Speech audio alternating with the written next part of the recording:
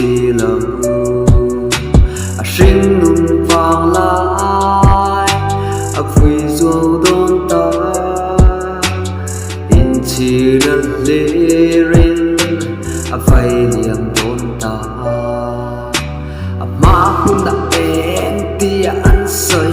nun mà nó thiêm lâu số cල් bèn ra chua tu rèn này dấu lâu về tôi nó rùa mà biểu tác so Hringnun nó chụp châu tu na văn châu Tiempo abiti, claro, vai, abit